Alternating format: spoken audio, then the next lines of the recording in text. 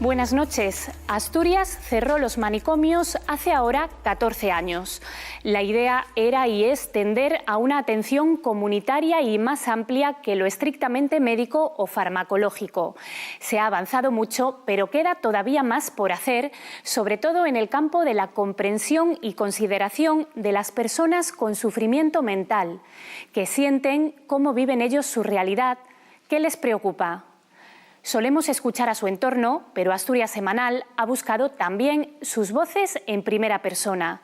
Hoy hablan para ustedes liberándose de las etiquetas y de los estigmas que soportan por el hecho de tener diagnósticos psiquiátricos.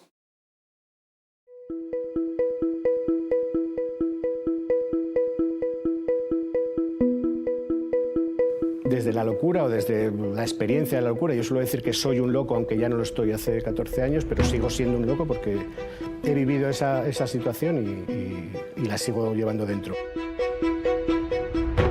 Sí, es como que te ponen la etiqueta y olvídate de, pues, muchas veces de trabajar, de viajar, hay veces que hasta de tener pareja. Que somos locos, que vamos a matar a alguien, somos peligrosos para jugar al fútbol, podemos agredir, cuando somos gente normales. Que me consideren como una persona y ya, que es simplemente lo que quiero, ¿no?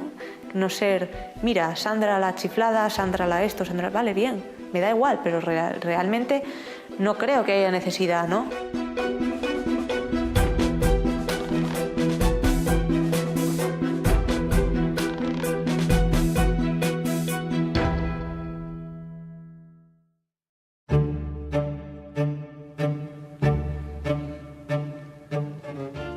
Yo la verdad es que bajé del desván hace ya años. Empecé, yo creo, hablando con compañeros de trabajo, comentándoselo, vi que la reacción era muy positiva, me sorprendió, de hecho. Recuerdo un compañero que me dijo, nunca pensé que alguien como tú pudiera tener un diagnóstico como el tuyo o que alguien con un diagnóstico como el tuyo pudiera estar como estás tú, ¿no? Y eso para mí fue clave. Nosotros hablamos, igual que se habla de salir del armario, decimos que bajamos del desván, ¿no? Con esa figura del desván donde se encierra a los locos. Me llamo Tomás López Corominas, tengo 52 años, me volví loco en el año 1984 y desde entonces pues, he atravesado un montón de etapas, de episodios, de capítulos, tanto de desesperación, como de horror, como de desesperanza, ¿no? Mi última crisis de lo que llaman psicosis o delirio fue en el año 2004 y desde entonces pues, prácticamente no he vuelto a tener un problema de salud mental y de hecho hace ya varios años que ni siquiera soy paciente del sistema psiquiátrico.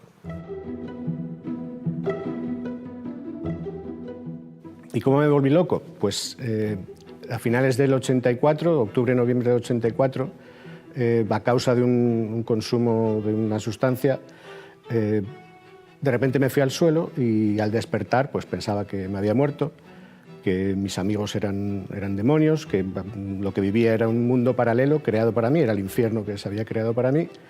Eso durante ese día fue ese horror. El problema es que a los pocos días volví a tener ese tipo de pensamientos, lo que hoy más o menos se llama una psicosis. Desarrollé un delirio concreto, que fue el que me acompañó luego durante 20 años. Yo creo que enseguida me di cuenta de que lo que a mí me ocurría era lo que se suele llamar locura. Con lo cual, el principio es de miedo, ¿no? a lo que te ocurre, a ser un enfermo mental, un loco, a que te traten en función de ser un enfermo mental. Y tardé muchos años en buscar ayuda profesional, digamos, o en que me llevaran a los profesionales, precisamente porque evitaba ser clasificado, etiquetado o que me pudieran incluso encerrar por causa de lo que yo estaba viviendo, ¿no?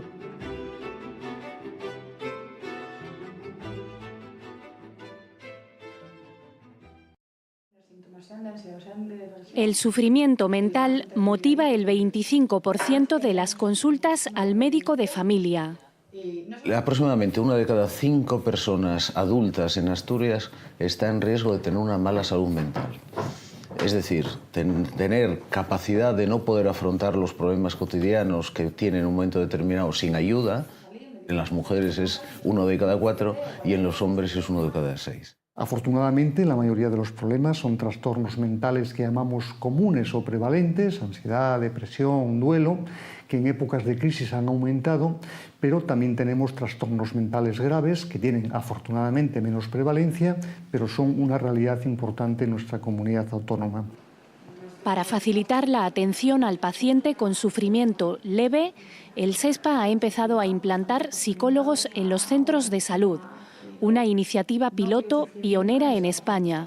De momento son 6 entre Oviedo, Gijón y Avilés. Nosotros hacemos psicoterapia, somos psicólogos clínicos, entonces no medicamos. De hecho, intentamos favorecer que la gente tome menos medicación o pueda acabar dejándola porque tenga otras estrategias, otros recursos para afrontar esos problemas que al final son problemas de la vida diaria que generan síntomas que se cronifican si no se abordan de otra manera. Pero hay pacientes con un mayor sufrimiento mental. Dentro de lo que llamamos el trastorno mental grave, severo, tenemos sobre todo la enfermedad más importante y más prevalente es la esquizofrenia. Luego también tenemos el trastorno bipolar, algunos trastornos de personalidad, esquizoide, esquizotípico, y también algunas enfermedades que llamamos también comunes, muy prevalentes, como es la depresión, pero hay depresiones muy graves. Las causas siguen sin estar claras. Genética, vulnerabilidad personal, entorno, ciertos consumos o un poco de todo o de casi todo. Los psiquiatras ni siquiera coinciden en cómo denominar el problema. Hablamos de enfermedades cuando conocemos el origen y la causa de la enfermedad, pero en muchos casos no conocemos esa situación y por lo tanto se denominan trastornos. Las clasificaciones internacionales, tanto de la Organización Mundial de la Salud como la americana, el DSM, hablan de trastornos. Utilizar el término de enfermedad es un riesgo porque luego nos lleva a una interpretación peyorativa de lo que le pasa a alguien o de lo que es alguien, ¿no? Este es uno de los 22 centros de salud mental que hay en Asturias. Corresponde al área sanitaria 1, la del noroccidente, que engloba unos 45.000 habitantes. Los últimos datos de que disponemos son de los 9 primeros meses del 2018, los 3 primeros trimestres. Y con esos datos, en aquel momento habíamos atendido 2.500 usuarios, ¿no? Que viene a corresponder un poco más del 5% de la población. Aquí reciben atención especializada a nivel ambulatorio tanto los adultos como los menores. La persona que atiende habitualmente los niños aquí en este centro de salud mental es una psicólogo especializada en infantil y bueno, trabajamos los dos en conjunto. Si hay que utilizar psicofármacos, en ese caso ya entro yo. Y también en muchas ocasiones en que hacemos de alguna manera una división de papeles en la terapia. Es necesario que haya otra persona haciendo un papel distinto. Afortunadamente, en la inmensa mayoría de los casos son alteraciones de conducta, conductas más o menos disruptivas, que tienen que ver en muchísimas ocasiones con el entorno. Y luego tenemos un porcentaje que no es en absoluto desdeñable de trastornos graves. Es lo que nosotros llamamos trastornos del espectro autista.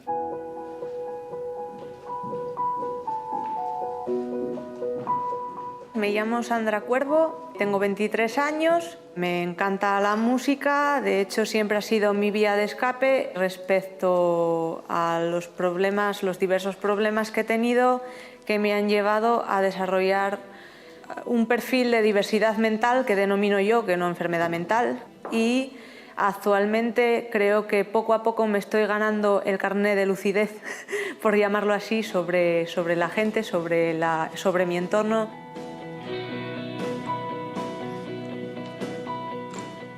Mi infancia fue bastante traumática. Viví acoso escolar, viví exclusión social, viví dificultades en el entorno familiar, viví un poco de todo, ¿no? Se supone que era una niña rebelde, que no admitía un no, me autolesionaba, me tiraba de los pelos, me mordía, me hacía de todo y como no sabían manejarse en esa situación, pues en vez de tratar de aminorarlo o de apaciguarme, pues conseguían el efecto totalmente contrario y se liaba más. Dijeron, esta niña le pasa algo porque no se comporta como el resto de la gente, como el resto de los niños, no desarrolla de la misma forma, con el mismo comportamiento, psiquiatra.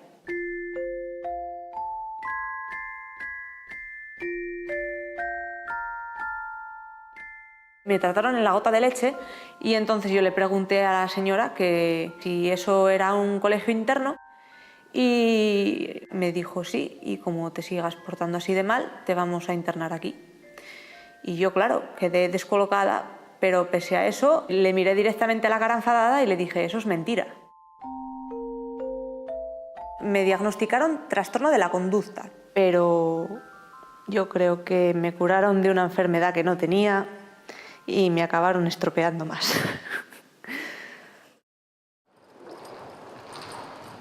Hasta la fecha, la ciencia no ha dado con pruebas objetivables que permitan diagnosticar los trastornos mentales.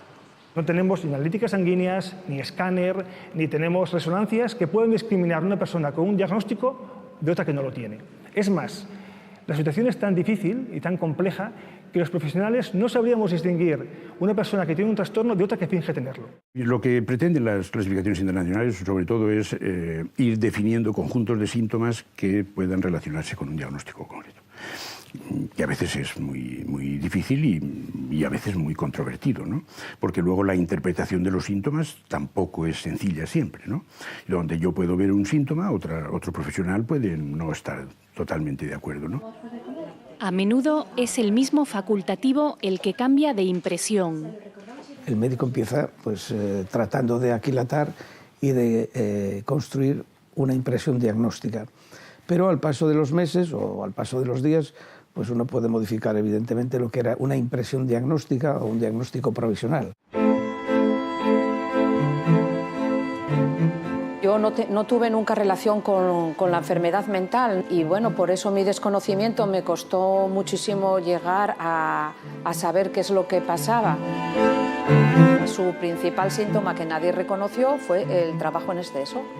Empezó a trabajar y solo vivía para el trabajo. Para empezar, no dormía. Tú imagínate una persona a tu lado con una actividad y que tampoco entiende que los demás no tengan esa actividad. Y después empezaron ya otras, muy irritabilidad, el trastorno bipolar se pone la persona muy irritable.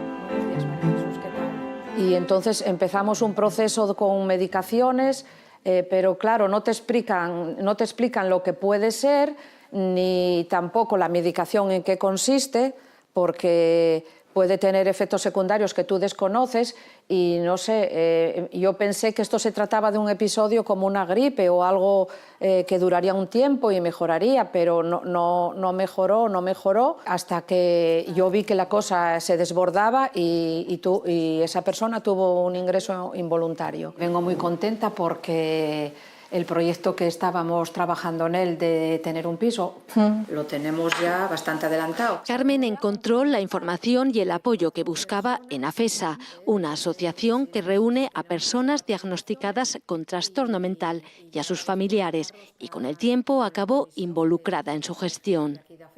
¿Sabemos ya cuántos van a estar? 4 personas. AFESA presta servicios que cubren los vacíos que detectan en la atención a sus familiares. ¿Tienes las propuestas de ayuda a domicilio? Vacíos que van más allá de la asistencia médica y que Carmen vivió en casa. A la enfermedad, pues ponle también que te tienes que retirar y bueno, era una jubilación anticipada y eso yo creo que le hizo mella, porque es como, dice, madre, ahora que es que ya no valgo para nada. Cuando tienes algo así, también te rehuyen todos, familiares, amigos, como si tuvieras algo que se contagia. Las citas de valoración. Sí. Lo que está ocurriendo es eso, ¿no? Que a esas personas que de repente enferman, se cortan todos los canales de comunicación con el exterior. Y esas personas primero se autoaíslan ellos, porque ellos también son conscientes de que tienen una enfermedad mental y que puede ser, como tienen tan mala fama en la sociedad, esa persona ya no habla con sus amigos, apenas habla con sus padres, quizá tampoco con sus hermanos, deja de salir, es que ya no deja de ir hasta por el pan. porque es como que se pierde la confianza en él, que no va a tener capacidad ni para ir a por el pan. Entonces, ¿cómo va a estar esa persona? Poco, ¿no? Bueno, pues siéntate por ahí, haces como de pobre. ¿Y por qué? Tenemos que entre todas las personas que estamos implicadas en esa recuperación le abramos las puertas para que su vida vuelva a ser pues normal como era antes y pueda trabajar, porque la gran mayoría pueden. Buenos días, chicos. Buenos días. Hoy tenemos cocina. ¿Qué vamos a cocinar, Adri? Salpicón de marisco. Muy bien. ¿Te gusta? Este centro, gestionado por AFESA, está pensado para abrir esas puertas. ¿Lo habéis preparado alguna vez? No. La primera vez. El año pasado. La orientación es más social. Aquí lo que trabajamos es, como decía, la autonomía en el sentido, por ejemplo, de la orientación laboral, de la formación para que la persona pueda adquirir un empleo el día de mañana. El CAI tiene que ser un lugar que sea un trampolín para tirar hacia adelante, para salir de él e integrarse en la sociedad. Bueno, tenemos que ir a hacer la compra. ¿Quién quiere tomar nota? El debut de algunos trastornos graves a edades tempranas interrumpe una formación necesaria en un mercado laboral difícil para todos y aún más para ellos. Una persona con esquizofrenia es tan inteligente como otra, o no, que no la tiene.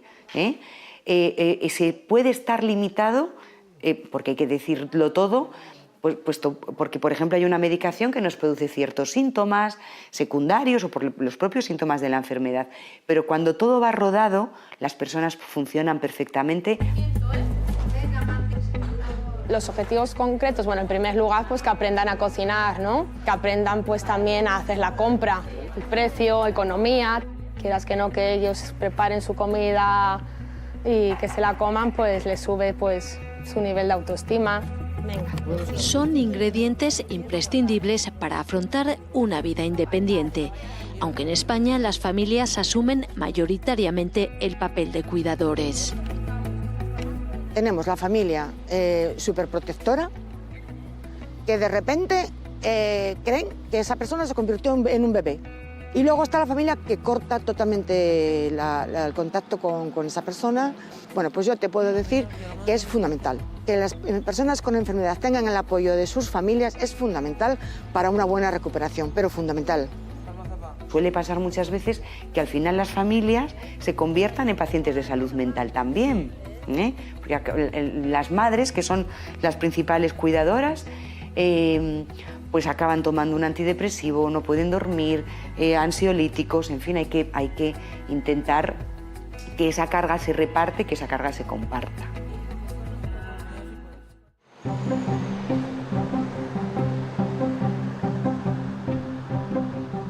Tuve la suerte o la desgracia, yo creo que la suerte, que me mandaron a Francia con tan solo 9 años y eso me dio muchas herramientas, yo creo que todavía conservo para enfrentarme a situaciones diferentes, ¿no?, en la vida. Luego a los 21 ya me fui, crucé el charco, me fui para Martinica y luego pues fue un no parar durante años.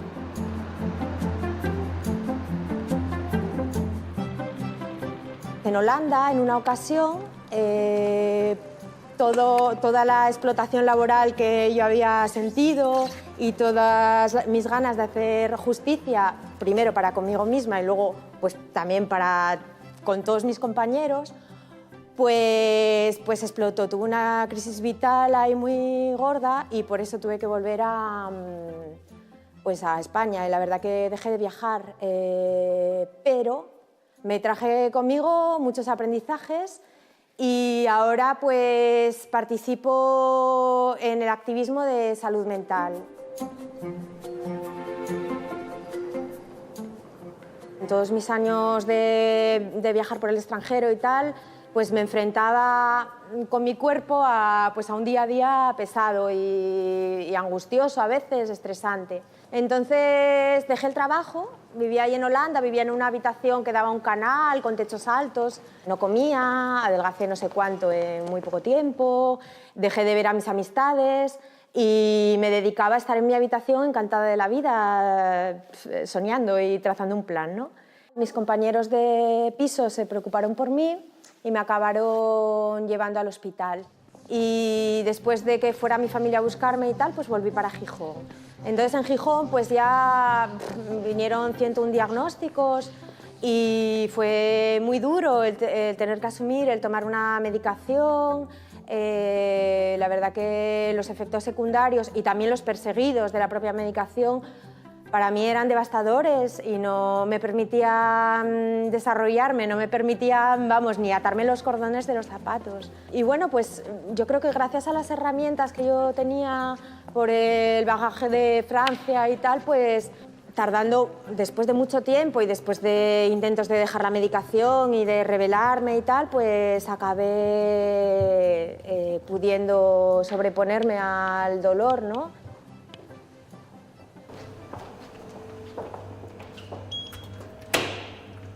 El sufrimiento mental agudo puede llevar a quien lo padece hasta este lugar, una unidad de hospitalización.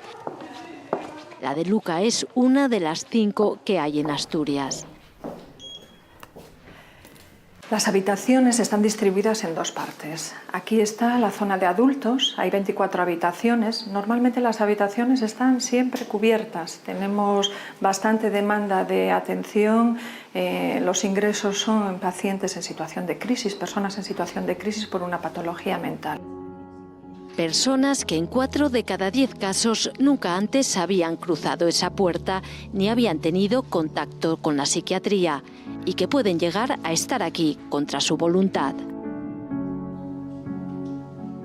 Situaciones en las que la persona no está valorando con una conciencia de realidad de lo que le está pasando, que pueda manejar, o que está en una situación de un cuadro psicótico, tenemos que tomar la decisión de su ingreso y eso genera un ingreso involuntario.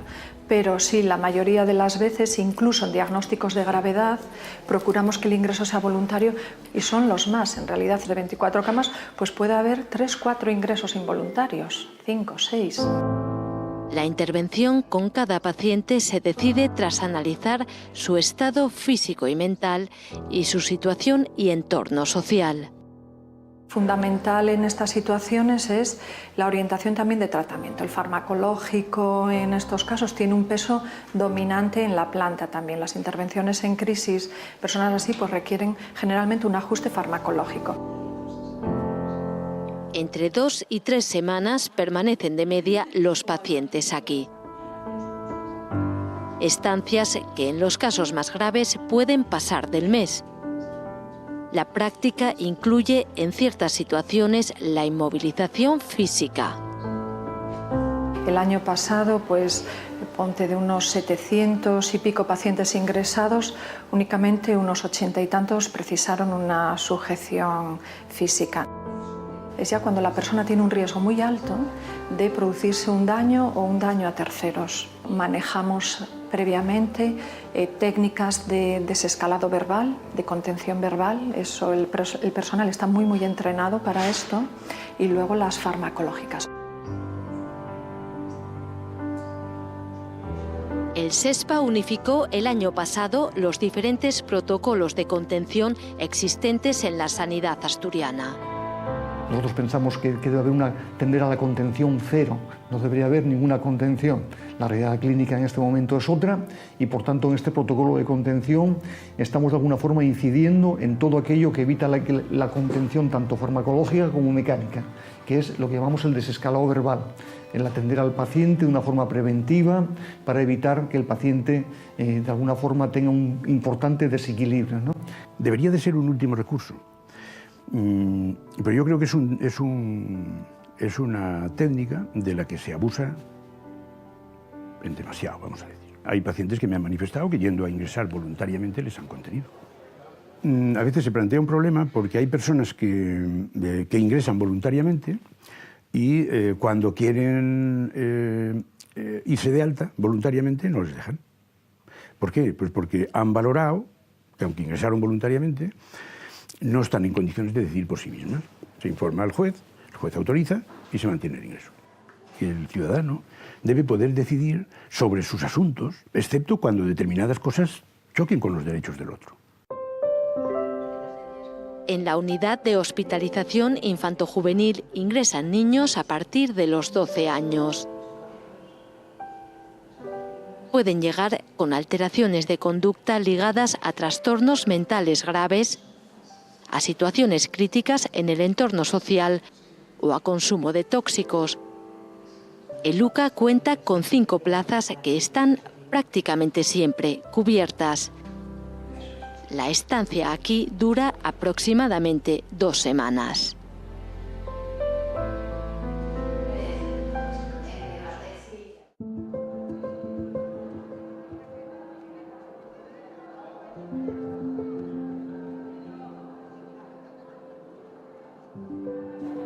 Hola, mi nombre es Salva, soy paciente de salud mental y quiero que me veáis como persona, no como paciente de salud mental. Esta es mi historia. Bueno, venga, vamos a calentar un poco que hace bastante fresquito hoy. Yo soy de Madrid y llegué a Asturias aquí en el año 95 y ya empecé en tratamiento psiquiátrico por mis problemas. Vamos corriendo. Yo tengo diagnosticado trastorno dual, trastorno límite de la personalidad y trastorno depresivo recurrente. Vamos, vamos. Y hace justamente ahora en diciembre 3 años, pues esto no lo sabe casi nadie. Yo en diciembre me intenté tirar de un puente, me intenté quitar la vida y me llevaron a psiquiatría, a Luca. De ahí me derivaron al Centro Psicosocial San Lázaro, aquí en Otero, en San Lázaro, en Oviedo, y donde me trataron muy bien y donde una educadora me comentó que tenían un equipo de fútbol sala. Arriba, venga, arriba. Me dijo que el deporte me vendría muy bien para salir un poco, conocer gente y sobre todo animarme. Y bueno, me apunté y la verdad que la integración fue fantástica. Bueno, la movilidad la tenemos. Vamos a correr por la pista. Hasta hace 3 años. La verdad que entonces estaba muy medicado, pesaba casi 110 kilos y no coordinaba movimientos, apenas podía moverme y jugar. Pero ellos hicieron un gran esfuerzo conmigo y fui participando poco a poco en partidos. Yo a ver si me estreno y meto un gol en 3 años, un gol. El deporte está permitiendo a Salva rehacer una vida que se rompió en pedazos tras años apurándola al máximo. Bueno, vale, Berto, ¿no? Yo antes era muy extrovertido.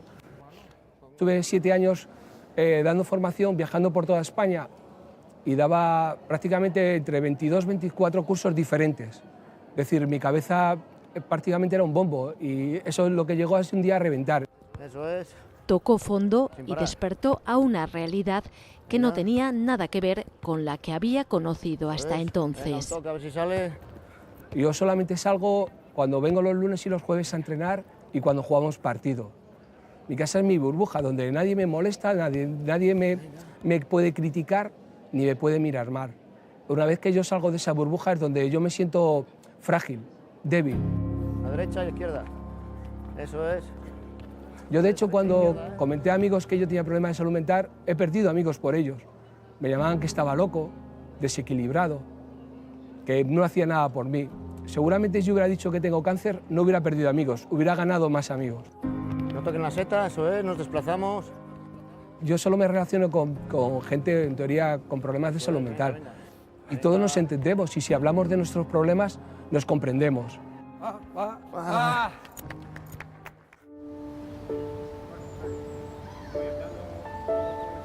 Tenía 17 años cuando mi padre ya presentía que podía tener algún conflicto y me llevó a Madrid a un doctor que se llama López Ibor y me diagnosticó un tratamiento, pero después lo abandoné también y me encontró, después de abandonar ese tratamiento, en un poco mal estado.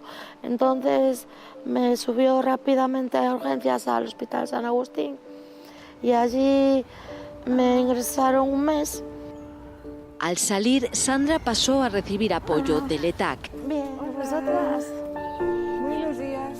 Un equipo que hace 2 décadas daba sus primeros pasos de forma pionera en España, en Avilés. ¿Me cortaste el pelo? Pues hace 2 días o 3. Junto a psiquiatras intervienen enfermeros y trabajadores sociales. Lo hacen a domicilio o en el entorno del paciente. y nuestro papel es estar apoyándolas en lo que necesiten, tanto si es apoyo en sintomatología negativa o en dificultades que ellas tienen en el día a día, o como si es incluso en el bienestar. Pero la repostería no lo vi nunca, no sé. Bueno, pues si no os puedes estresando, igual pues hablar con tu madre y decir, oye, mira, puedo llevar yo, no sé, alguna cosa que te apetezca. Desde propuestas laborales, formativas, ocupacionales, hasta pues revisar situación legal, tramitación de prestaciones económicas, de pensiones. ¿El tema del dinero? Pues como te decía, estoy gastando toda la pensión del mes que ingreso. Siempre intentamos que el paciente salga, que contacte con los recursos que tiene alrededor y bueno, pues quieras que no, eso te activa, ¿no? Todo enfocado a garantizar o asegurar que la persona pues, no recaiga, a minimizar las crisis y a que siga viviendo en su casa, en su medio. Porque tú ahora mismo estás con las clases para sacarte el acceso a la universidad, ¿no? Sí. Los pacientes que se derivan son los pacientes que tienen una mayor gravedad, mayor inestabilidad clínica, es decir, que, digamos, que no conseguimos por la asistencia normalizada que estén estables y que tengan un riesgo digamos, de una manera de perderse en el sistema. El surgimiento de los ETAC tuvo mucho que ver con el cierre en Estados Unidos de los hospitales psiquiátricos y había que buscar alternativas que fuesen efectivas para tratar de vincularle de alguna manera o por lo menos de no perderse. Bueno, ya lleváis un tiempo en el piso, ¿no? Sí, yo un año voy para 2 y él... Gracias a este equipo que me ha motivado mucho para hacer cursos. Estaba en una actividad de baile cuando conocí a este chico y al final acabamos viviendo juntos. Sandra logró revocar la incapacitación judicial bajo la que vivió varios años. Ahora tiene supervisados sus gastos y está obligada por orden judicial a seguir tratamiento.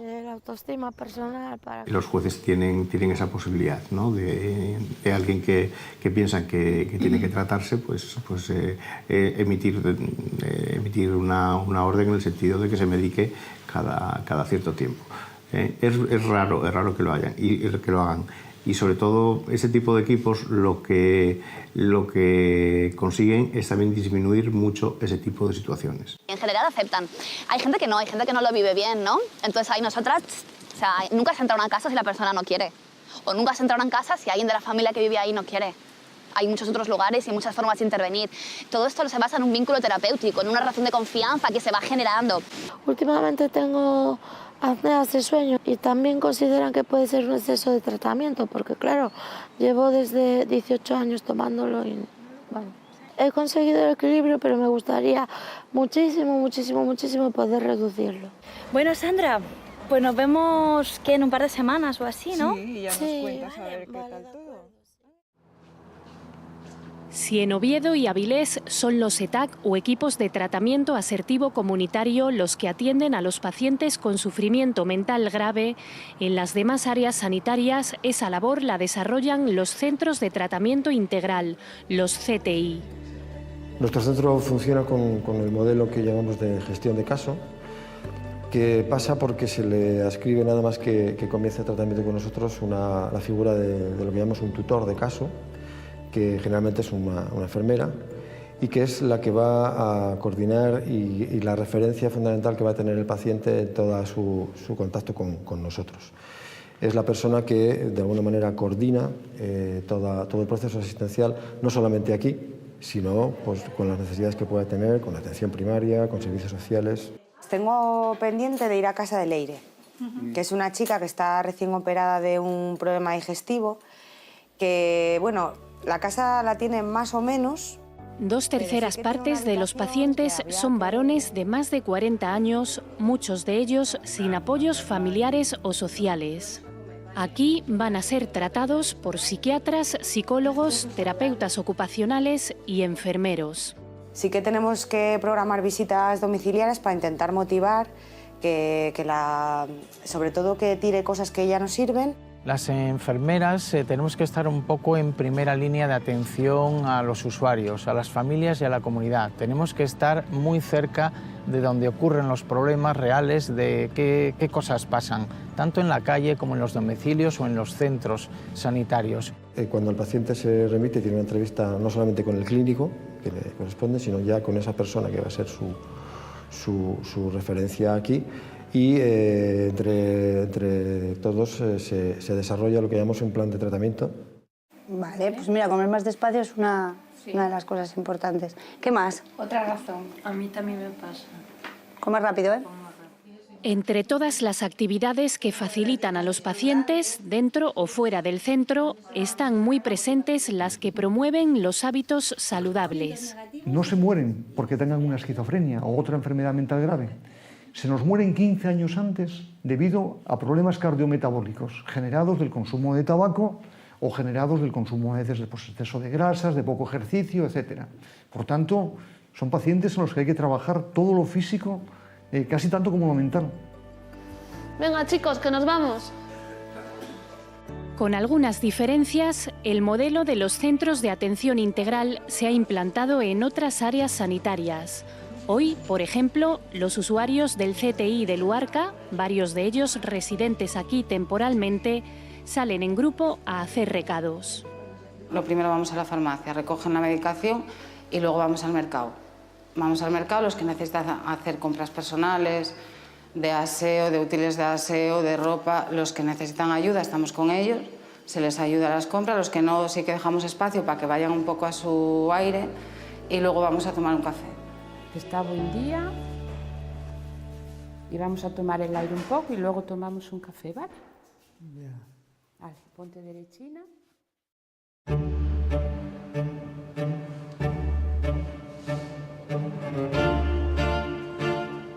Yo la primera vez que traté con un psiquiatra fue a raíz de la que llamo mi Gran Depresión, que me vino con los estudios, se me juntaron cuestiones varias personales y me hundí absolutamente. Entonces fueron en la familia que me llevaron a ver a un psiquiatra casi a rastras, porque yo de aquellas, con esa depresión tampoco tienes apenas el impulso, ¿no?, para tomar ninguna decisión. Me llevaron y poco a poco fui saliendo. Descubrí en la enciclopedia, buscando depresión, encontré el término psicosis maníaco-depresiva y vi que tenía relación con lo que yo vivía y me quedé con él, ¿no? Luego, de hecho, el diagnóstico se ha quedado como tal. Hay esa fase de euforia en la que tú te sientes con mucha más energía, que tu cabeza va a toda velocidad, piensas mucho más, eres mucho más creativo y al principio, por lo menos en mi proceso, las fases son esas: euforia, delirio y luego ya psicosis, porque se empieza a complicar todo, empiezas a mezclar ideas, a irte a la fantasía, a los aspectos mágicos. La otra parte de lo que llaman trastornos psiquiátricos es la parte que uno vive, que no necesariamente es durante los episodios más agudos, ¿no? Que es son esas fases en que estás más o menos en tus cabales, pero a tu alrededor te siguen tratando de una manera diferente, tú mismo incorporas lo que llaman autoestigma, que es el hecho de que tú te sitúas a ti mismo esa etiqueta, esa máscara de enfermo mental, y probablemente eso se padece mucho más, aparte de las discriminaciones, los estereotipos, los prejuicios que puedes vivir por el hecho de estar diagnosticado por la psiquiatría.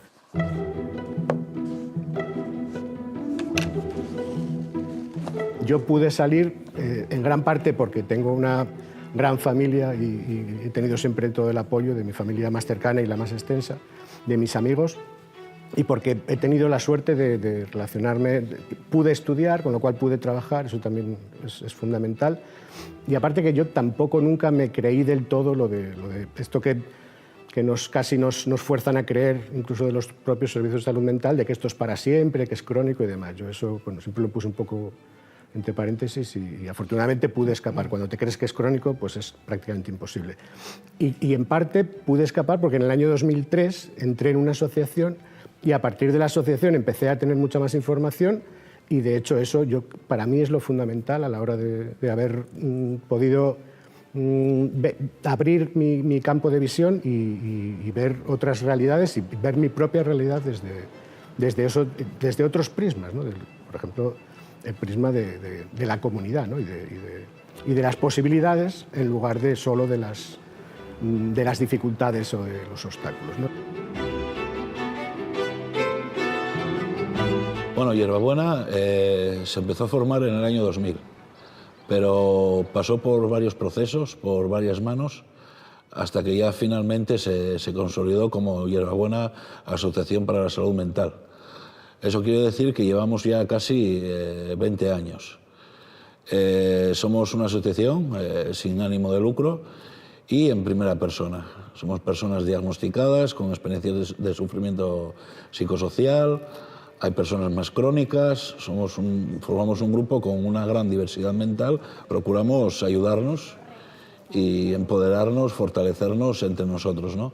Porque pensamos que somos un pilar fundamental en la recuperación de las personas de nuestro colectivo, no solo los profesionales, sino nosotros también. Bienvenidos a todos una vez más. Vamos a empezar una nueva reunión del Grupo de Apoyo Mutuo de Hierbabuena. Vale, gracias.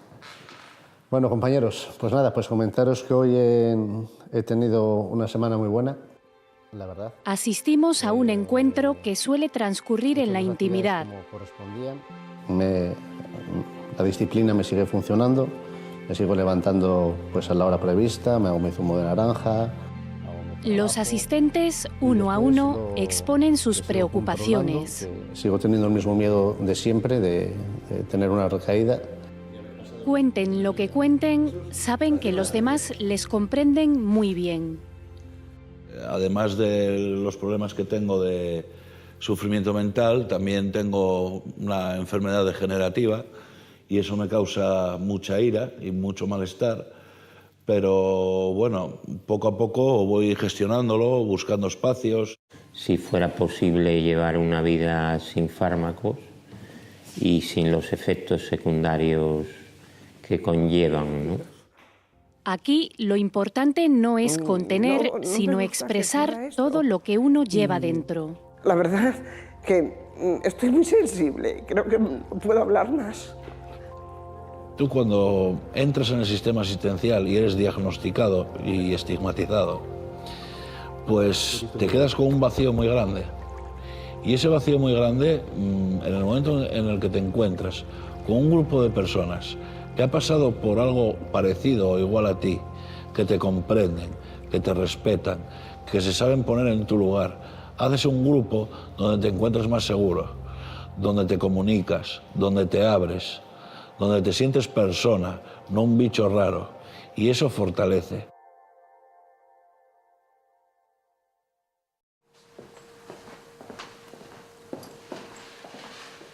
Me bajaron a base de pastillas todas mis ganas de emprender y de seguir siendo como era.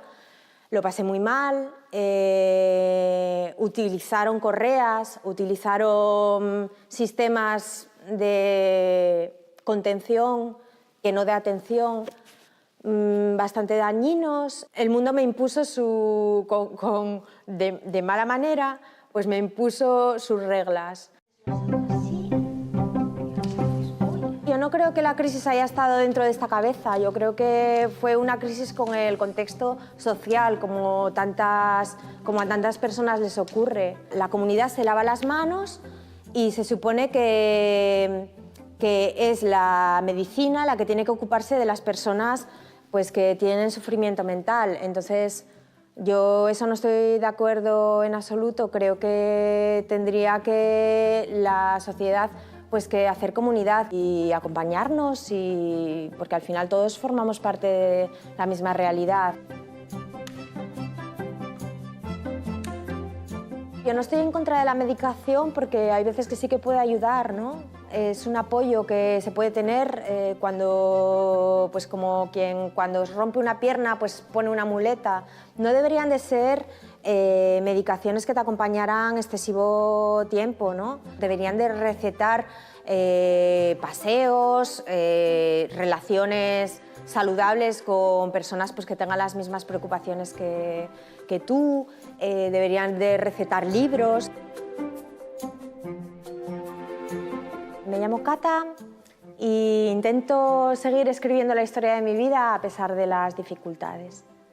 Muchas veces vas a centros de salud mental y ves a la gente mirando hacia abajo, arrastrando los pies por los pasillos, y eso se debe a la medicación, no es que las personas lo traigan de serie.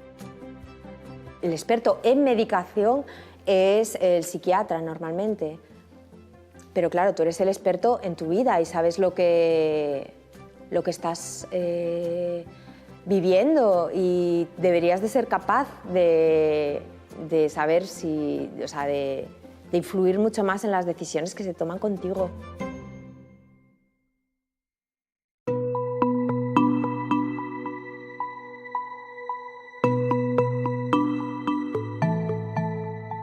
Seguramente todos los profesionales de salud mental cuestionaremos que hay un exceso de medicación con ansiolíticos y con antidepresivos, pero estamos hablando de personas con trastornos mentales graves.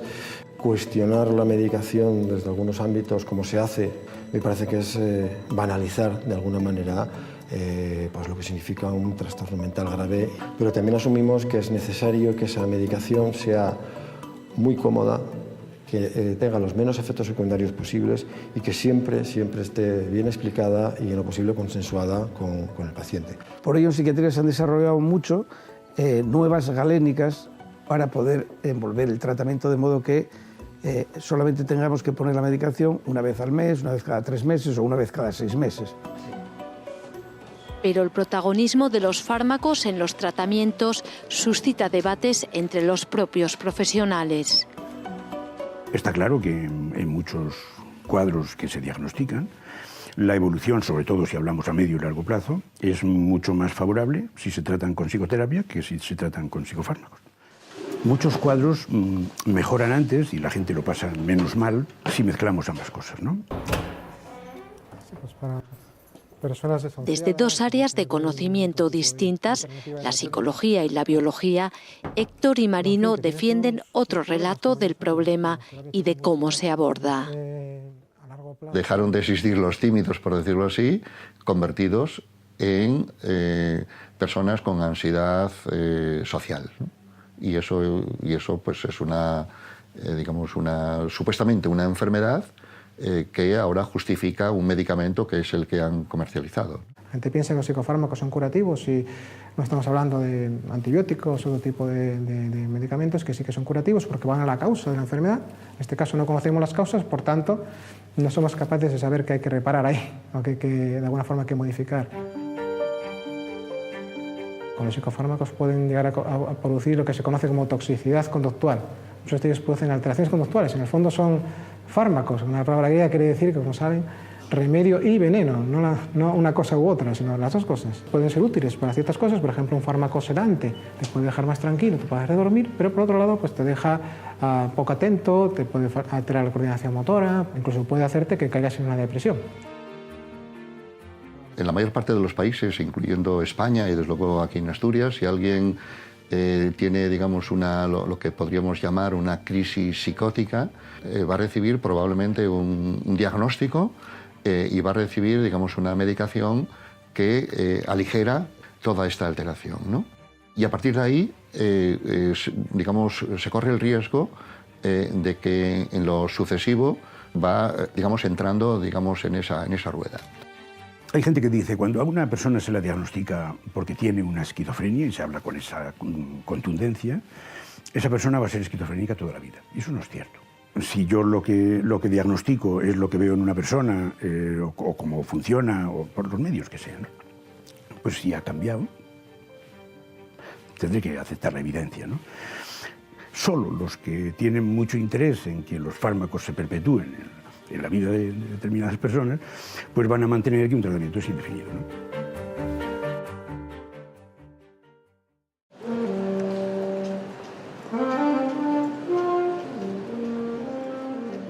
El miedo que tenía a enfrentarme al cambio del colegio al instituto, ya habiendo sufrido acoso y abusos escolares, el miedo que tenía a enfrentarme a un nuevo mundo, por decirlo así, llegó un momento que me desató una crisis de pánico, pero de pánico alucinante, que me pasé unas 72 horas enteras de 2 días llorando sin parar y y por no saber abordar la situación de una manera manejable, pues se estropeó más la situación, con lo cual yo ya desvarié y fue como...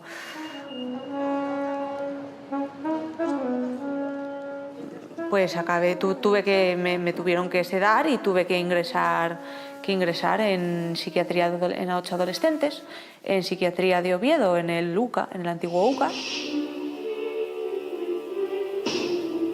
Gracias, queridos amigos, por darme fuerzas para denunciar.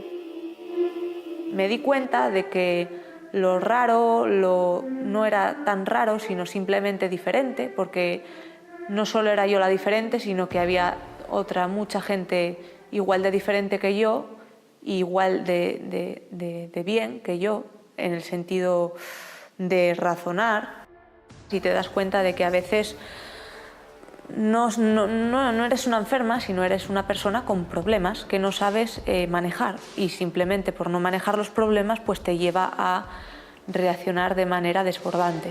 Esta es mi defensa ante mi invalidez, querido señor juez. Tengo mucha mierda que escupir por esta boca. Comenzaría a escribir por el tema que más hondo me toca. Buenas, me bautizaron Sandra, pero me llaman la loca. Y no me choca, crecí con maltrato emocional, y para cubrirse el pelo me llevaron al loquero ya. Me diagnosticaron trastorno límite de la personalidad, me diagnosticaron trastorno esquizoafectivo, me diagnosticaron, o sea, podría estar aquí hasta mañana, me diagnosticaron bipolaridad también antes del trastorno esquizoafectivo, luego ya dijeron que era esquizoafectivo, que es una mezcla de bipolaridad con esquizofrenia.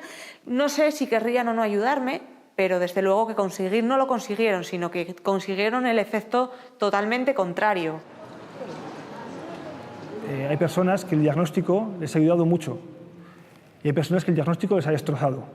La idea es que tenemos que trabajar individualmente y atender a cada persona en función de sus circunstancias, primeramente socioeconómicas, luego familiares y luego vitales. Es evidente que hay problemas psicológicos graves que tienen que ver con relaciones familiares complejas, que tienen que ver con un estilo de vida que no es saludable. Las tensiones socioeconómicas, el empobrecimiento y la desigualdad social son o bien la causa principal o bien el agravante principal del sufrimiento psíquico.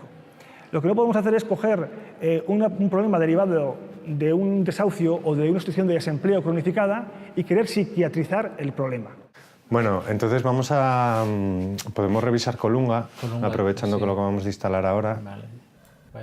El Observatorio de Salud de Asturias trabaja para impulsar actividades saludables.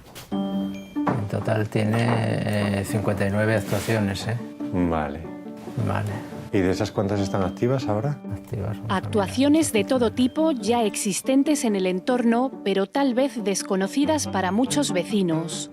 Pueden ser recursos activos muy pequeñitos, pero muy importantes, como puede ser un parque, un sendero, una vía por donde la gente facilita que pueda hacer actividad física o caminar mejor. Pueden ser actividades que vengan realizando asociaciones, o pueden ser proyectos que realicen instituciones, ayuntamientos y demás. O pueden ser las propias personas y grupos de personas o informales, ¿no? Y todo eso de alguna forma es como riquezas que tiene la comunidad que mejoran el bienestar que tienen las personas donde viven. Tenemos en Avilés la Madalena, pues habría que marcarlo. Con la ayuda de colectivos locales, el proyecto Asturias Actúa en Salud recopila las posibilidades de cada territorio y las incorpora a una gran base de datos. Luego estaría también Ribadesella, que creo que es el 55. Sí. Mieres Norte y Mieres Sur. A día de hoy, 8 años después, tenemos identificados una batería de unas cerca de 2.000 actuaciones comunitarias que se están llevando a cabo en prácticamente la totalidad de los municipios de Asturias, de las cuales aproximadamente el 50%, cerca de 1.000, están activas. La herramienta permite a los médicos de familia hacer recomendaciones a sus pacientes, pero toda la información está también al alcance de cualquier ciudadano. Dentro de la página del observatorio entras en el buscador de activos y puedes buscar bien por municipios o por áreas temáticas, ¿no? Pues salud mental, bienestar, infancia, juventud. Hay una serie de temas ahí donde puedes filtrarlo, incluso por palabras clave. Tómala. Dásela. 2 días a la semana, Salva se desplaza desde Pola de Siero hasta Oviedo para entrenar. Vamos rápido, venga. Salir de casa y recorrer en autobús poco más de 20 kilómetros. Son goles que marca en el partido que juega a diario en favor de su vida, ese que necesita ganar. Yo me encuentro muy cómodo, el problema es que mi psiquiatra no. Y ella es la que quiere que dé pasos. Intento hacer cursos, pero los abandono. Los abandono porque son cursos, en teoría, con gente, y yo ya ahí volvemos a lo mismo. Son paranoias que tengo y se van creciendo en mi cabeza y como no me encuentro cómodo, los dejo. Mi hijo vive en Madrid, tenemos muy buena comunicación, él cuando puede se desplaza a verme, se preocupa muchísimo por mí y sobre todo la gran ayuda es de mi hermana. Si no fuera por mi hermana, no sé qué sería de mí ahora mismo. Ella es la que se preocupa, la que me revisa medicación, la que me ayuda en casa, la mayoría de los días me hace la comida o me limpia, es decir, ella es un poco la que me obliga a salir, a ducharme, a asearme, todo eso sin ella pues sería muy complicado para mí. Partido a partido está logrando reducir la medicación. Me da sobre todo estabilidad emocional y tranquilidad, para ello tomo esa medicación, pero también tiene sus efectos secundarios, te hace hinchar, aunque yo intento hacer mucha dieta y ejercicio, pero luego también el tema de mental me aplaca mucho, el tema de comunicación, dormir me cuesta muchísimo, tiene sus pros y sus contras. Es verdad que no es la panacea la medicación, o sea, tengo que poner de mi parte, pero creo que sin ella ahora mismo no podría vivir, la necesito. Buena, venga, vamos, acabamos el entrenamiento, hablamos un poco del tema de mañana. De mañana el partido. Yo lo que quería decir sobre mañana, que bueno, ánimo equipo y hay que ganarlo. Pero siempre deportividad. Exacto. En septiembre viajamos a una competición a Bilbao, Mentalón. Fueron 4 días maravillosos para mí. Y yo cuando le comenté a mi psiquiatra que viajaba para hacer deporte, solo le faltó dar saltos de alegría. Pero bueno, tenemos nuestras limitaciones a la hora de viajar, ya que tenemos que sufragar los gastos nosotros mismos. No tenemos ningún tipo de ayuda ni subvención. El día 19 hay una reunión, a ver si conseguimos un terapeuta para que, por ejemplo, en la salida que tengamos a Málaga o a Bilbao o a Valencia, que nos acompañe un terapeuta. Lo veis bien, ¿no? Bueno, equipo. No, equipo. 1, 2, 3. 1, 2, 3, Oviedo.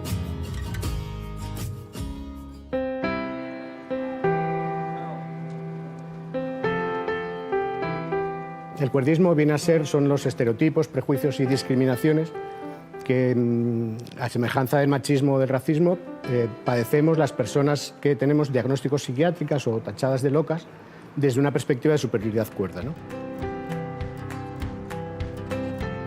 El orgullo loco busca precisamente contrarrestar un poco, o por lo menos visibilizar nuestras realidades, contrarrestar el cuerdismo y poner sobre la mesa aquello que nosotros consideramos realmente relevante, ¿no? En 2010, Asturias acogió el primer Orgullo Loco de España y empezó a escucharles.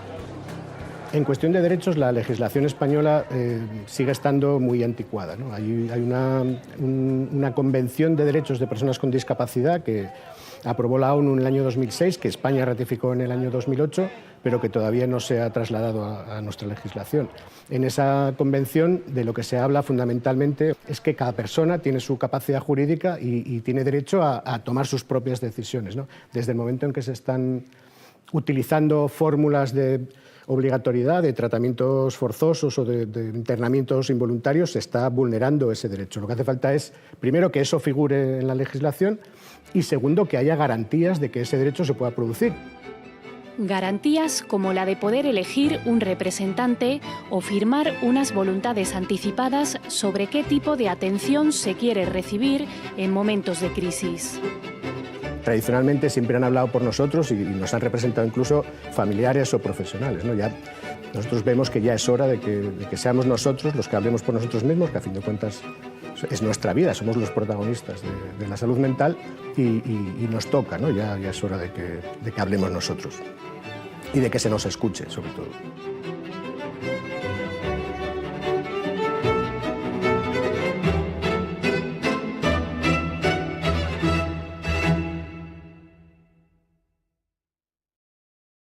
Termina así por hoy Asturias Semanal. Volveremos en 7 días con nuevos temas para mostrarles. Entre tanto, pueden volver a ver este u otros programas ya emitidos en la web de TPA, apartado a la carta, o en nuestros perfiles en redes sociales.